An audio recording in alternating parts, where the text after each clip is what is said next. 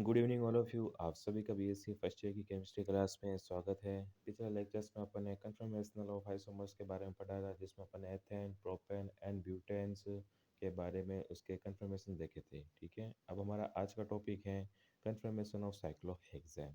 ठीक है, कि 1890 में सेसे ने प्रतिपादित किया कि साइक्लोहेक्सेन की ज्यामिति समतुल्य नहीं होती। ठीक है, प्लेनर नहीं होती है इसकी स्ट्रक्चर, क्योंकि ज्यामिति इस प्रकार होती है कि इनका बंध कोण 109.5 डिग्री ही रहता है। ऐसी वलय को अपन क्या कहते हैं, स्ट्रेनलेस रिंग या फिर विकृतहीन वलय या पुटित वलय के नाम से जानते हैं,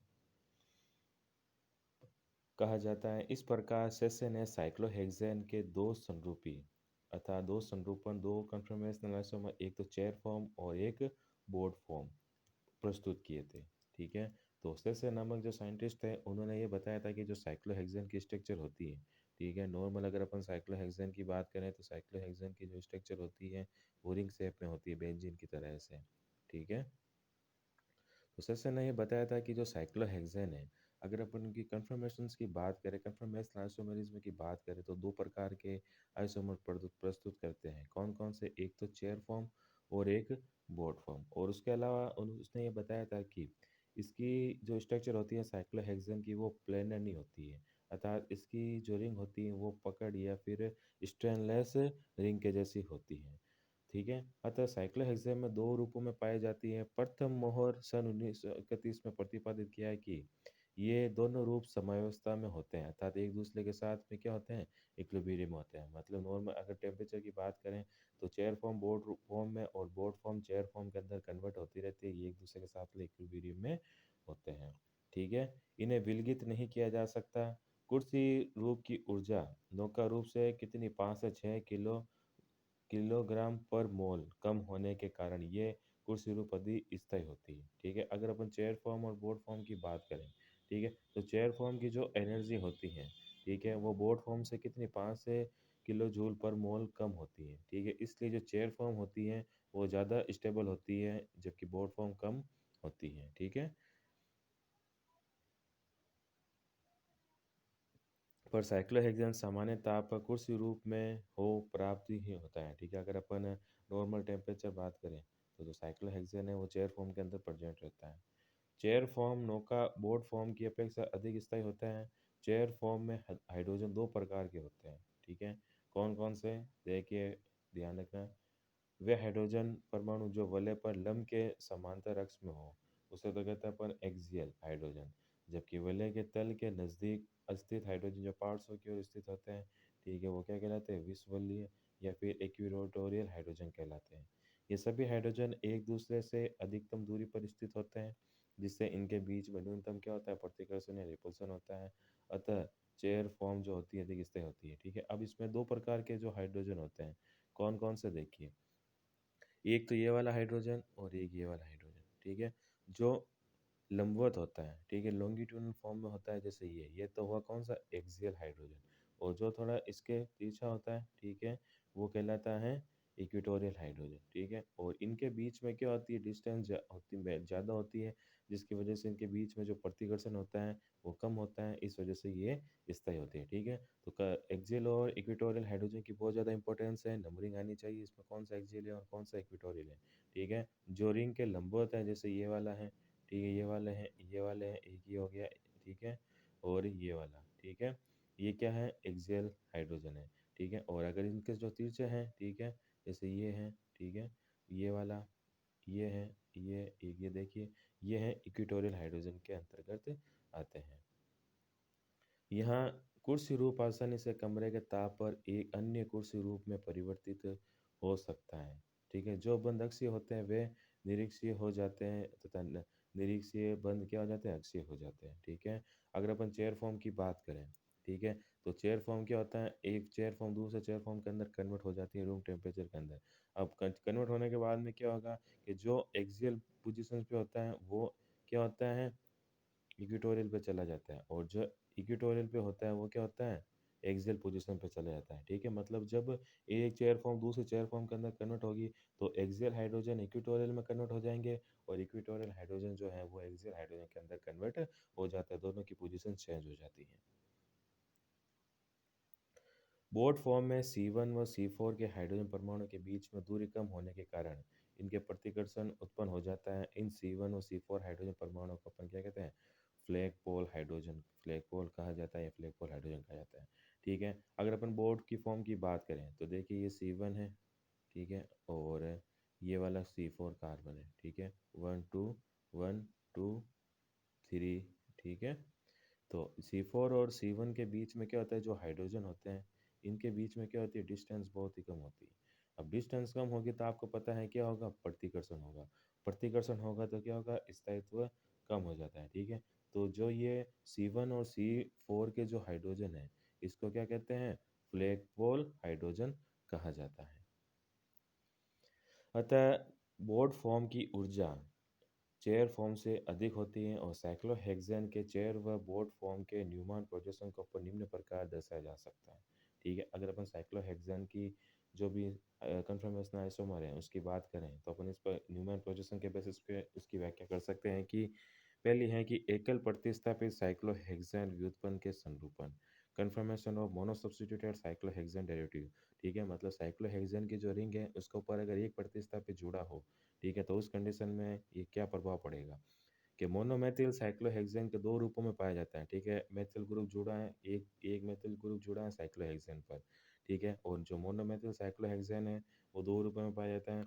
एक रूप में मेथिल समूह क्या होता है, एक्सियल पोजीशन पे होता है, दूसरे पर क्या होता है, इक्वेटोरियल पोजीशंस पर होता है। ठीक है, दोनों ही कंडीशन पॉसिबल है। देखिए, इसकी जो इक्वेटोरियल एक्सियल से अधिक स्थायी होती है। क्यों? अब पूछ सकता है कि जो मोनोसब्स्टिट्यूटेड जो साइक्लोहेक्सेन है उसकी इक्वेटोरियल पोजीशंस तो ज़्यादा स्टेबल है, जबकि जो एक्सियल पोजीशन है वो कम स्टेबल है। क्यों होती है? देखिए कि इस रूप की जो मतलब इक्वेटोरियल पोजीशन में अगर मेथिल ग्रुप जुड़ा है तो उस कंडीशन में क्या होता है कि एक्सियल से क्या 1.8 किलो कैलोरी पर मोल ऊर्जा उसकी कम होती है, किसकी, इक्वेटोरियल की। इन दोनों रूपों के आपेक्षिक स्थायित्व को अपन निम्न प्रकार स्पष्ट कर सकते हैं। पहले अगर अपन देखें कि 1 3 डाइएक्सियल इंटरेक्शन देखें, ठीक है, कि पहले और 3 के बीच में अगर द्विअक्षीय अंतरक्रिया हो रही है तो क्या होता है कि मेथिल साइक्लोहेक्सेन के अगर एक्सियल संरूपण में अक्षीय CH3 समूह जो C1 पर C4 पर उपस्थित हो वो C2 और C6 कार्बन के अक्षीय हाइड्रोजन परमाणु के नज़दीक होता है। ठीक है, अब इसमें बता रखा है, जैसे अपन यहाँ पर ड्रॉ करके देखते हैं कि चेयर फॉर्म के अंदर एक्सियल CH3 हैं जो C4, ठीक है। अब सपोज यहाँ पर ये हो गया, अपन नंबरिंग कर लेते हैं यहाँ पर, ठीक है, ये हैं first carbon, second carbon, third carbon और फोर्थ कार्बन, ये हो गए, ठीक है। अब C4 पर उपस्थित C2 व C6 कार्बन के अक्षीय हाइड्रोजन परमाणु के नज़दीक होता है, जिससे अणु में क्या होती हैं, तनाव या प्रतिकर्षण बल उत्पन्न हो जाता है। यहाँ अक्षीय CH3 हैं तथा अक्षीय हाइड्रोजन जो एक दूसरे के एक 1 3 स्थिति पर हो के बीच में होने वाली अंतरक्रिया को 1 3 अक्षीय अंतरक्रिया कहते हैं। अब इसमें बता रखा है कि अगर सपोज CH3 यहाँ पर जुड़ा है, ठीक है, तो यहाँ पर जो एक्सियल हाइड्रोजन होंगे, ठीक है, अब एक्सियल हाइड्रोजन के बीच में और CH3 के बीच में क्या होगा, प्रतिकर्षण ज़्यादा हो जाएगा, क्योंकि दोनों जो बल क्या है, अब यहाँ पर CH3 क्या है, बल के ग्रुप है, ठीक है, ठीक है, तो इसका जो इलेक्ट्रॉनिक क्राउड होगा वो ज़्यादा होगा। इलेक्ट्रॉनिक क्राउड ज़्यादा होगा तो ये क्या करेंगे, जो एक्सियल पोजीशंस पे हाइड्रोजन प्रेजेंट है, ठीक है, अब जैसे 1 और 3 की बात कर की है यहाँ पर, तो 1 और 3 के बीच में क्या होगा, दोनों के एक तो मेथल ग्रुप है, एक हाइड्रोजन एटम के बीच में प्रतिकर्षण ज़्यादा होगा। प्रतिकर्षण ज़्यादा होने की वजह से उनका जो ऊर्जा की वैल्यू है, ठीक है, एनर्जी भी ज़्यादा होगी, ठीक है, कितनी होती है, 1.8 किलो कैलोरी पर मोल ज़्यादा होती है, ठीक है। इस वजह से ये अनस्टेबल होते हैं एक्सियल पोजीशंस पे। जबकि अगर इक्वेटोरियल पोजीशन पर हैं तो दोनों ही क्या होते हैं, अपोजिट डायरेक्शन में हो जाते हैं, एक दूसरे से क्या होते हैं, रिप्लेस नहीं होते, ठीक है, रिपल्सन नहीं होता बीच में, इस वजह से ये इक्वेटोरियल पोजीशन पे ज़्यादा स्टेबल होते हैं मोनोसब्स्टिट्यूएंट साइक्लोहेक्सेन। सेकंड अगर अपन गॉच इंटरेक्शंस की बात करें, ठीक है, कि गॉच अक्सीय मेथिल साइक्लोहेक्सेन के न्यूमान प्रेक्षेपण सूत्र को निम्न प्रकार से व्यक्त किया जा सकता है, ठीक है, कि अगर अपन एक्सियल मेथिल साइक्लोहेक्सेन के अगर न्यूमान प्रोजेक्शन देखें तो अपन इसको इस प्रकार देख सकते हैं कि यहाँ C1 पर उपस्थित मेथिल समूह तथा वलय तल तल वलय के C2 और C3 के बीच में क्या होती है, अंतरक्रिया होती है, ठीक है। इस प्रकार एक अन्य गौच अंतरक्रिया C1 के मित्र समूह और C5 और C6 के बीच में भी होती है। ठीक है। अगर अपन न्यूमैन प्रोजेक्शन देखें, ठीक है, तो न्यूमैन प्रोजेक्शन के अंदर देखते हैं कि यहाँ पर C3 व C6 के बीच में जो कार्बन होता है उनके बीच में क्या होता है, रिपल्सन आ जाता है। ठीक है, इंटरेक्शन आने की वजह से रिपल्सन होगा और रिपल्सन क्या करेगा, उसको अनस्टेबल कर देगा। अगर अपन इक्विटोरियल मेथल साइक्लोहेक्सेन के C1 के मेथल समूह तथा C5 C6 के बंद एंटी विन्यास में उपस्थित होते हैं, जिसमें कि गाउच अंतरक्रिया अनुपस्थित होती है। ठीक है, अगर इस कंडीशन में अगर CH3 जो है इक्विटोरियल पोजीशन में रहता है, तब क्या होता है कि जो इलेक्ट्रॉनिक क्लाउड है CH3 का, वो दूसरे हाइड्रोजन से क्या होता है, रिपल्सन नहीं कर पाएगा। ठीक है, इस कंडीशंस के अंदर क्या होती है, जो साइक्लोहेक्सेन है वो ज़्यादा स्टेबल होती है।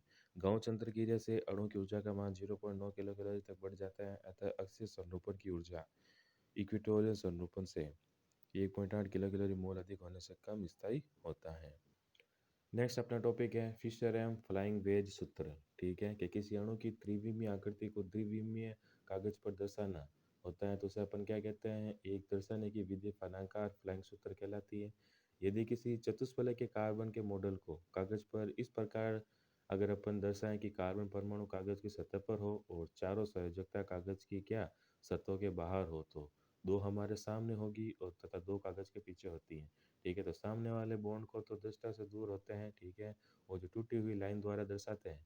ठीक है, टूटी हुई लाइन द्वारा दर्शाया जाता है। इस प्रकार की जो सूत्र प्रदर्शित करने की विधि को अपन क्या कहते हैं, फ्लाइंग सूत्र में के मेथड कहा जाता है। ठीक है, जैसे कि बता रखा है कि जो डार्क लाइन है, ठीक है, अगर किसी भी डायग्राम की 4D स्ट्रक्चर को बताना है तो जो डार्क लाइन है तो ये तो क्या होता है, कागज के तल के ऊपर ही, मतलब सामने वाली साइड में। और जो डॉट डॉट वाली जो लाइन है ये क्या होता है कि कागज के पीछे की तरफ कोई भी परमाणु या अणु मौजूद है। यदि आणविक मॉडल को इस प्रकार व्यवस्थित करें कि कार्बन परमाणुओं के साथ दो आबंध भी कागज के तल में हो, तो शेष बचे हुए आबंध में से एक बंध कागज के ऊपरी तल में हो, अर्थात प्रेषक की तरफ तथा दूसरी कागज के तल में अर्थात प्रेषक से दूर हो, तो कागज के तल वाले आबंधों को सामान्य लाइन द्वारा दर्शाया जाता है। ठीक है, और यदि किसी अणु में एक से अधिक असमित कार्बन परमाणु हो, उदाहरण के लिए बात करें अगर कार्बोहाइड्रेट, ठीक है, तो इस प्रकार की संरचना बनाना कठिन है। क्यों? क्योंकि इसके लिए फिशर ने द्विअमीय अतः 2D टू डायमेंशनल प्रक्षेपण सूत्र दर्शाया है। इसके लिए फलाका फ्लाइंग सूत्र से निम्न प्रकार से परिवर्तित किया जा सकता है कि समकोण पर परस्पर काटती हुई दो सीधी रेखाएं होती हैं, जिसका केंद्र बिंदु कार्बन को दर्शाता है। ठीक है, जिसमें कार्बन को नहीं दर्शाते, जो समूह कागज के तल के ऊपरी होते हैं उन्हें अपन क्या कहते हैं, हॉरिजॉन्टल, ठीक है, रेखा पर लिखते हैं। और ये आबंधन प्रेक्षक के ओर होते हैं, जो समूह पेपर के नीचे होते हैं उन्हें अपन क्या कहते हैं, वर्टिकल कहते हैं। ठीक है, उदाहरण के लिए अगर अपन बात करें क्या, लैक्टिक एसिड। ठीक है, अब इसमें बता रखा है लैक्टिक एसिड के नीचे डायग्राम लेके कि अगर एक किसी भी मॉलिक्यूल के अंदर एक से ज़्यादा क्या है, असमित कार्बन है, कार्बन है। ठीक है, जैसे कि COH और CH3 है। ठीक है, ये डॉट डॉट लाइन से दर्शा रखा है, मतलब कागज के तल के पीछे की तरफ प्रेजेंट है। और जो ये H और OH है ये क्या है, कागज के तल के सामने प्रेजेंट है। फिर से प्रेक्षण सूत्र इस प्रकार लिखते हैं कि कार्बन की लंबी श्रृंखला ऊर्ध्वाधर, ठीक है, रेखा पर हो और तथा सबसे अधिक ऑक्सीकरण समूह ऊर्ध्वाधर रेखा के ऊपर सिरे पर स्थित हो। ठीक है, इसी प्रकार ये आपकी ऑर्गेनिक केमिस्ट्री की जो यूनिट है सेकंड वो कंप्लीट होती है। नेक्स्ट अपने लेक्चर के अंदर अपन वापस से इनऑर्गेनिक की यूनिट स्टार्ट करेंगे आपके फर्स्ट पेपर की। Thank you so much.